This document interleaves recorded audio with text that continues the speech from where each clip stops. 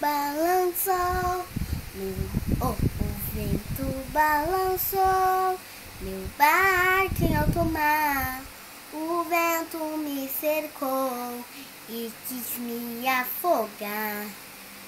Mas então eu clamei ao filho de Davi, ele me ajudou, por isso estou aqui.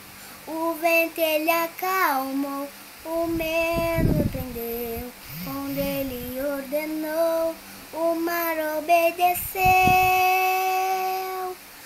Não temo mais o mar, pois firme está minha fé, no meu barquinho está Jesus de Nazaré.